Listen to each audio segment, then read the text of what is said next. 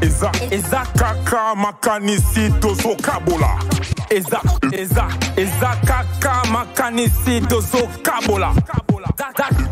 Eza kaka makanisi tozo kabola.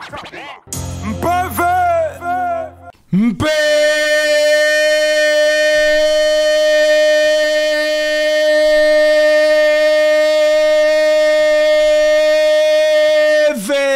PV hip-hop, PV hip-hop yangoyo émission bossé pela Kolanda PV hip-hop émission oyo et ya pendant hotel émission mouvement hip-hop ya Congo place moi pongi moi qui dit ba elinga qui écoute ensemble nanga moko ebo kastai moko parmi ba ninga na PV hip-hop ya lelo tout ça ba vraiment solo comme na bomesa no ka neto ebisa rabino na PV hip-hop ya lelo tout ça moko parmi biso moi la mère na biso yepé aza moko parmi biso ya lobela rapé mouvement Atsa rappé mouvement pour ba yebié mais le kozamba liboso na mouvement hip hop ya Congo alors c'est présenté des Fabino ban PV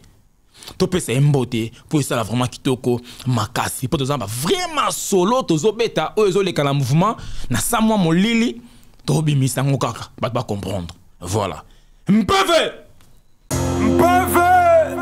voilà mbote mon mère Mbote Bokastai, Mbote Pina, Batutu Bazolanda Biso, donc PV toujours. PV Zali.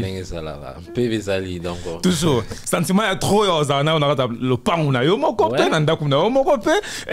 Tout ça vraiment, après on va vraiment solo, Italie mouvement hip-hop, ya Congo. Bandi a PV Bazolanda, yo, bat bahibio déjà. Mais quand on a Biso.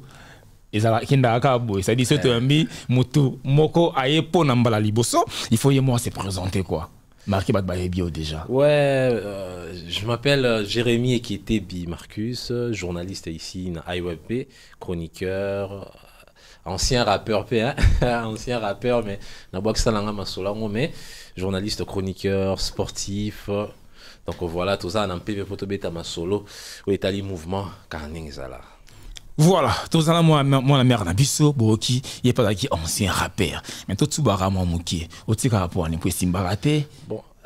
ils ont dit pour Simbarate, mais ils ont beaucoup plus de délire d'enfance. C'est tout, là, je me rappelle, tu as ma première, deuxième, secondaire. Ce qui est délire, c'est que vous avez dit rappeur. On a pas d'ingénieur, Simon. Non, vraiment rappeur, on a recommandé, tout ça là, son des alargas, mais na poursuivre RFT na mona on est là mon yelo faisait ayote à un moment au katana c'est na raison quoi on a ninga sima bon ngala on est au lobité mais ça moi et là on est là on a maquillé on est tous toujours dans ma solo mais autrement tous toujours dans ma solo mais autrement mais koyemba kokoma tous ça suna kasi to mingi na sima voilà to koma mingi na sima Marcus vraiment plaisir il y a trop on a kati ya plateau et un PV hip hop. Moi la mère, tu as 3 dossiers moto bêta. Faut sounger biso vraiment aux apembe, aux vraiment ouvert. Na 3 dossiers en bêta. Dossier liboso zali dossier mo et les cas qui a monene. Projet il y a IGF. Projet il y a IGF. Tout le monde a innocent. Tout le monde a te belé artiste belé rebo. Tout le monde a gali, ba te belé bazaki wono. Mais mon tout monde quoi ça quitté. Au baptême de père et de mère entre Inonsbi Natang Balamoko Gazmawete. Tout le monde a un deuxième projet Ozaki ya Seni. Tout le monde Inons Azaki mais Gazmawete Azalakite. Tout le monde a un troisième projet à Mouné Nerumba Forever. Tout le monde Inonsbi Azalaki. Oh un moment baba netka on est protégé à ya fait rigola ça dit tout le monde fait razawana pour ya biso tout ça on va donner ça ngo bongo fait razawana et na sima mokongone tout le monde inonce bi na maman na biso maman na bango pe maman rebo na mo penser tout le monde aigle du Cap la merveille azawana mais na sima na e montune petit ne moko azate otokoloba Gez Mawete. Donc, on a 3 projets à Minine Totangi Wana. Gez Mawete à Ozanga. Et ça, Nine, Bazolinga ba étouffé. MPVA. Mawete. To eza nini. 12 wango ezo utawapi. To eza mwana maye mo razobo ya kayango. Est-ce que la projet bon pas ko boya parce que ça mise ils a mon t'as na forêt vert. Fali Azali, Fer Azali. Et place au innocent Zali, pro ani pété, tout le monde appelle Gez Mawete Azala. Ni les autres les canadiens molili wana. Bon, bah facteur est belé en compte. S'il faut dans tous total dans nos carrières, il y a Gez Mawete, na Inosbi sur tous les plans, dans la logique des choses, Inosbi a une longueur d'avance en termes de carrière par rapport à Gez Mawete. S'il faut total en termes de circuits, na monde ya lelo Inosbi a plus de circuits que Gez Mawete. Après présence ou absence na ba projet on a souri aux à la 12 mois, je ne pense pas parce que on a vu na projet à Seni, on a vu Pisson à MB, on a vu Gali Garvey à MB. Je ne pense pas qu'il y aura à la 12 ou peut-être organisateur on a c'est décidé sélectionner pour eux moni peut-être important si Mawete était na projet on a surtout il y a Rumba Forever eux réunir grand et belé zélo moins ça la polémique makasi na kin en internet déjà est-ce que Inosbi a chanteur Rumba est-ce qu'il a chanteur Rumba je ne sais pas mais s'il faut total la carrière déjà Inosbi a la vitesse makasi surtout les plans sur les streams, les vues, les trophées, tout ce que les concerts, ça n'engage que moi et ça logique à ma Inosbi à la vitesse makasi je ne dénigre pas encore je ne rabaisse pas la carrière de Gez Mawete mais en termes de vitesse Inosbi a les mais après est-ce que Gez Mawete va proposer qui a boy on ne sait pas après est-ce que artiste est indisponible on ne sait pas mais pour ceux qui ont total la projet ils ont un an de visibilité et puis deux ils ont bon artiste bello yembi na nzembo donc quoi ils ont dans Simona dans chaque artiste est allié parce que tout le monde déjà falli tout le monde fait sûrement lié et je ne pense pas que Gez Mawete va proposer projet à boya surtout yembi qu'ils ont une visibilité alors quand on a une histoire koyemba parmi grands et puis il a sur son ambongo à côté peut-être organisateur on a décidé mon équipe selon bango ce qui est zaka organisateur ndenge OK nango wana donc tout le baki non na premier projet zaki ya monene ya IGF organisateur pekaka na deuxième projet zaki ya Seni organisateur pekaka ndenge na Moscou yo ngome bango ndenge on mentionné phénomène 12 ngana na rebaté que phénomène 12 eza na 4 pour ceux eza 12 na beti 12 parce que ça il a copie à musicien te pour ça tant ba que na beti 12 pour na forever obi déjà organisateur peut-être ba monique intérêt ya kozalana ya Gez Mawete wana ezate ya 12 ya banani parce que je ne vois pas encore parce que faut belo moko boy na mouvement au biso dozanango parce que na mouvement urbain parce que baza bandeko ya biso baza na mouvement urbain baza ba moko ya bato bazo tombola pe mouvement na biso vraiment exactement l'autre tozana ba Pacha Bay hein l'autre tozana ba Inosbi tozana ba Gez Mawete au moins ça dit bato sauver vraiment mouvement alors tant que projet bon et salami biso to bi ki na mouvement exactement na ba aigle hein et non to za ba nani pardon il y a Inosbi ya nani Gali non fan na ye avec tigre et to za ba tigre et côté Mawete né na ba raté mais to ka ba Mawete et to ça motivé hein les motiver voilà ba motiver bazali mais na pas ba motiver ba mona ke artiste na bango o balinga mingi à chaque projet mené ba il y a dozanga toujours parce que biso la mouvement to ebike batambolaka so otangi Mawete fotanga Inosbi en tout cas guerre on négocie là té so que si la business de 600 et business ango yango ya forever yango si ka ndenge mo pe to mona ka aigle na faire gola ça dit so otangi faire tanga pe fali pour so otangi ka faire otangi fali té automatiquement batakoto muto aza contre biso ndenge mo pe na innocent na Gez Mawete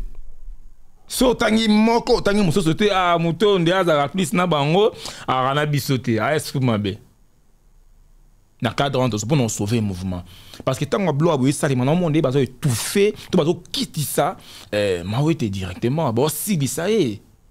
pourtant le projet miné il y a zalaté oui mais après on quitte ça faux et pas organisateur initiateur il y a idée après on est-ce que aussi faut ça la investigation ko pourquoi Gez Mawete na senya zate na Rumba Forever zate na IGFP azala quitté na minute tozana réponse moroté autre quoi affirmer que non azate pour ça après moi personnellement je pense que présence il y a Gez Mawete il a toujours bénéfique parce que Gez Mawete on doit se dire c'est l'un des meilleurs chanteurs ou encore l'un des meilleurs artistes il y a génération naé présence naé oui surtout que ba fan ya fali pe ba rapé na simanaé non c'est mais fali ye mon pe ouais nenge ke mabango et kenda présence naé fali za rama tabis na rolo ba ngeza toujours bénéfique mais après absence naé to ba te na minutes on en PV koloba so ils a dû à quoi est-ce que Gezmao est à beau ba proposer qui a boy est-ce que Gezmao était à 12 est-ce que Gezmao était à ça indisponible là pour l'instant on ne sait pas mais ce qui est sûr tout le monde inosbi tout le monde irait pour participer ba on peut rapporter toujours Pierre na bango pour na initiative wana ya rumba fora 26 mois faut ba que ezobima lelo et ça la peut bien ouais comment on appelle ba jeune nenge bazo yemba na ba v et ça toujours une bonne chose pour na relever musique na biso mais après présence il y a Gezmao était il y a toujours bénéfice sikolo moyo on a loba ki na bete cette place moko na nzembo wana est-ce que tokolo bateke pour sotali ba pire petit to ba pire sentir to ba to basa na carré magique qui a fait rigola ndé ba osaka ba projet wana est-ce que ça fait été mtabundelara batunaye je ne pense pas d'ailleurs faut que faire ba autor ça na mo ba froid maman et bimaga ya rebo mambo belé je ne pense pas que les wana eza bato mokili kandi bazolo ba mais eza tu mamde kinda tu bi kinde kinda rawo tu bi mamde kinda tant yo moni lo mo par rapport à munayo aux amutus aux anamwa ronyongo aux anamwa romi bendana après koloba que faire muta pesi tel circuit je ne pense pas déjà faut que jeune du derrière mo raza yemo vrai muta ba circuit to mona na ba projet minene na mboka to mona na ba projet minene li banda ba ebi de quoi ces jeunes est capable et qu'est-ce qu'il peut apporter ça ba robin on a ba marché après ça va te belé ba marché abeti ba stade na ba RDC abeti ba li ba tourner na donc rien à dire par rapport à ça et c'est là des artistes oh le bazo la fierté il y a mouvement hip hop et présence na bango et quoi apporter toujours quelque chose de plus la musique à Congo et plus particulièrement dans nzembo rumba forever oh tozo zela bisonyo sauter déguster ba ferry ba fali et bien d'autres artistes au bas à présent. Voilà, et ça vraiment solo tout linga kaka to eba vraiment solo mouvement na biso parce que ils biso mouvement za biso faut sauver ngo so to moni place mongo boye zo linga eko ya boye batunsu ba poani botangi ba égalité botangi ba pisonté bon to tangi bango te parce que mingi mouvement et yebike vrai rando ezalama entre inosbi na Gezmao c'est-à-dire mutako boyango ezate vita imana mneke ndakabongo vita imana ezakabongo na peut-être soki na ba mabe eza logique parce qu'en termes de comparaison le lo soki toche à part guerre ya fali na ferré l'autre na guerre ya inosbi na Gezmao était bas artiste la même génération bango tout bien que inosbi a bien avant mais bango tout on peut dire que battu succès makashi au même moment bango tout ba concurrence moko donc ekendara bongo to soki to tangila il faut to mentionner bah MPR na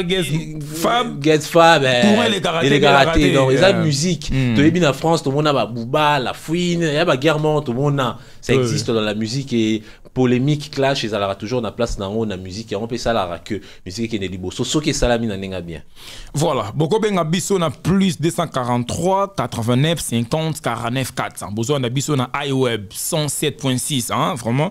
chaîne Mora Kitoko, Radio Mora Kitoko, ba condition Coca, c'est-à-dire ba condition Coca na iWeb, ba na Lukunga toujours, hein, Lukunga égal Jean-Jacques Mamba, hein, le Congo égal Jean-Jacques Mamba, besoin d'un de partout en tout cas, beaucoup benga biso toujours na plus 243 89 50 49 400. Oza première émission to sali po na masolo oyo to lukato ye ba to zape parti. Ya ba ndeko na biso oyo bazali proche na Gezmao ete to payer moko poto ba vraiment solango e betami boye ndenge nini. Poto meka ko zubenga moko ya ba ndeko bazara pe na ye mais to zuete na téléphone boyo ya mabiso to ebite boyo mais so pour nini donc to ngato e bango bon atanga kombo T-boy hein T-boy boy mabiso donc to e ba mo lo moko wana mais sinon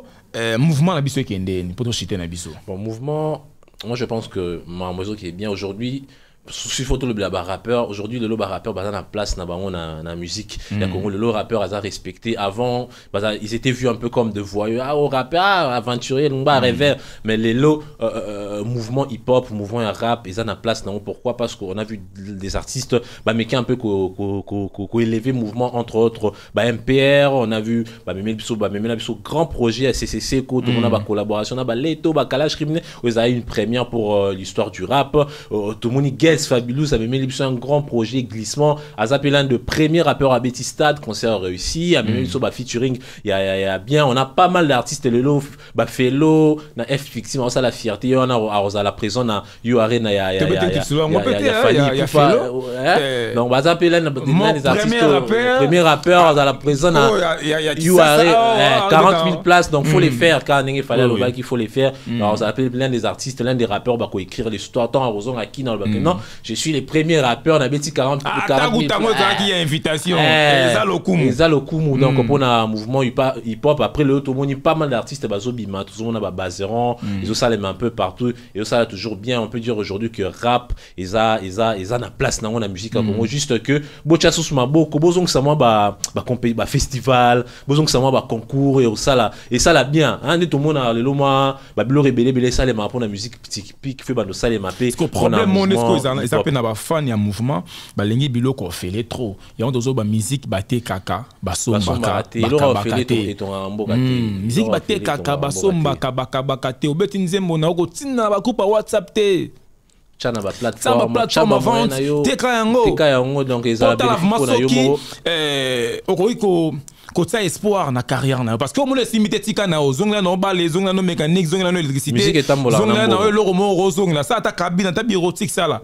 parce que si on met la musique aux en ciment batu na batu bazate ba soutenir yo c'est que tika na yo donc c'est logique musique etambola na mbongo mona mutazo benga yo c'est la promotion c'est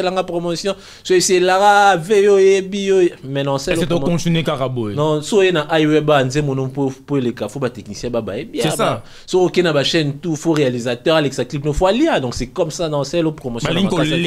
musique ça marche avec de l'argent on a bango on a bazan ba so les musique na que des liboso chaba moyen na je sais sacrifier ou entre autres ça la cop musu soutikandu les musiques a fait les à la raté les loba inos bi ba tuto bozo mona inos bi pour mawaza les loba ba voter vote sonner za imbongo on check crédit na à voter pour remporter compétition le loza même pour na ba gezma la musique marche de pair avec l'argent et l'aura fait et na musique a voilà et l'aura Ofele et Kendara Moussikate, Maxine Abino, ingénieur Franck Mbaya, vraiment, vous avez qui un ingénieur Bouné, vraiment, Bam PV, Zanabino, Maman Lydie, na iWeb en tout cas, Bana Lukunga, toujours honorable Jean-Jacques Mamba, Obo Messana, toujours Kofote, Yowana. Tokutani Boé, Nanga Ebo Kastai, la prochaine édition. Voilà. Mpave! Eza kaka makanisi tozo kabola. Eza kaka makanisi tozo kabola. Eza kaka makanisi tozo kabola. Mpeve